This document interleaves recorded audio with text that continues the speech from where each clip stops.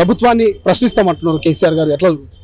నేను గీతాన్నను నేనుండగా నేతన్నకు అన్యాయం జరగనియా, నా బాధ్యత. గతంలో టీఆర్ఎస్ ప్రభుత్వంలో ఒక బతుకమ్మ చీరలు ఇచ్చి మీ జీవితాలు బాగుపడ్డాయని చెప్తా ఉన్నారు. అట్లా కాదు, ఆ పాత బకాయిలు ఉన్నది అవన్నీ కూడా ఇస్తాం. కొత్తగా టెస్కో నుంచి నేతన్నలు చేసే ఉత్పత్తిని అన్నింటినీ కొని ప్రభుత్వం ద్వారా మార్కెటింగ్ చేసే విధంగా వ్యవహారం తీసుకుంటాం. మేము 4 నెలలు అయింది, ఆ సమస్య మీద అవగాహన ఉంది.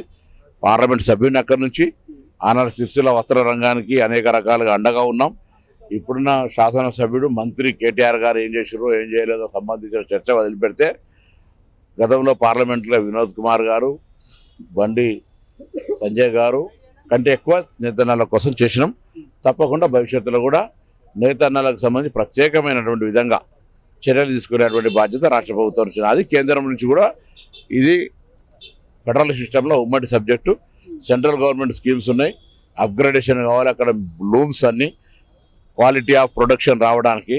దాని తర్వాత ప్రతి కార్మికుడు ఓనర్గా మారాలంటే government of India, Telangana government కలిపి కొన్ని స్కీమ్స్ తేవాల్సిన అవసరం ఉంది. అది 10 సంవత్సరముల మాటలకే పరిమితమైంది. దాన్ని ఆచరణ చేసి చూపెట్టి ఆ వర్గాలకు న్యాయం జరిగేదని చూస్తాం. అని కాళేశ్వరంకు 50,000 మంది రైతులతో పోతా అక్కడ మోటార్లు నడపకపోతే తొక్కి నారదీస్తా అన్నట్టుగా మాట్లాడుతుంది. ఎట్లా? సరే రమ్మన్నా, అందుకే రచ్చ చేస్తావా, 50,000 మంది తొక్కుతావా, తొక్కించుకుంటావా, రా. ఈ రైతులు ఆత్మహత్యలు జరిగినాయి 200 మందికి సంబంధించినటువంటి డేటాను అడగంగానే ప్రభుత్వానికి ఇచ్చినాం.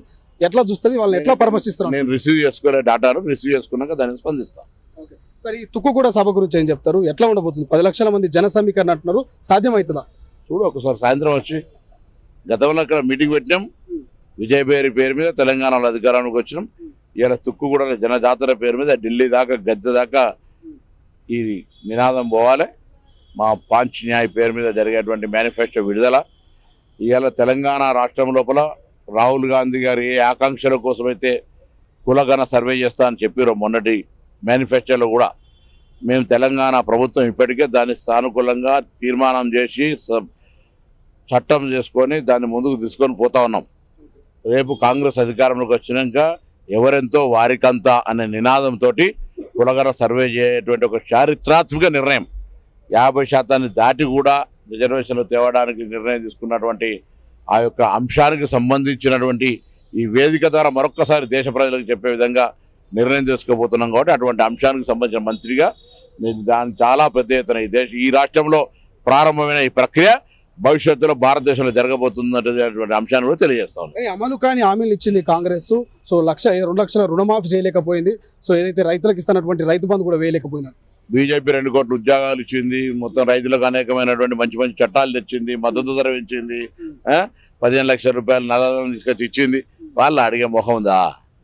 కేసీఆర్ డబుల్ బెడ్రూమ్లు ఇచ్చిండు, 3016 నిరుద్యోగ వృత్తి ఇచ్చిండు, 3 ఎకరాల దళితులకు ఇచ్చిండు. ఇక ఆయన ముఖం ఉందా అడగడానికి? 4 నెలలు కాదు, ఇప్పుడే అడుగుడు షురూ చేసినావా? 500 గ్యాస్ సిలిండర్ తీసుకున్నారు, ఎంతో సంతోషంగా ఉన్నారు. 200 యూనిట్ కరెంటు ఫ్రీ తీసుకుంటారు, ఎంతో సంతోషంగా ఉన్నారు. మహిళలు బస్సు ఎక్కిపోతా ఉన్నారు. ఆరోగ్యశ్రీ 10 లక్షలు వస్తూ ఉంది. రేపు పొద్దున ఇందిరా మిల్లు రాబోతా ఉన్నది. రేపు పొద్దున కొత్త రేషన్ కార్డు రాబోతా ఉంది. రైతులకు రేపు పొద్దున వచ్చినాక ఏ విధంగా బోనస్ ఇస్తామో చూపెడతాం, రుణమాఫీ ఎట్లా చేయబోతున్నాం చూపెడతాం.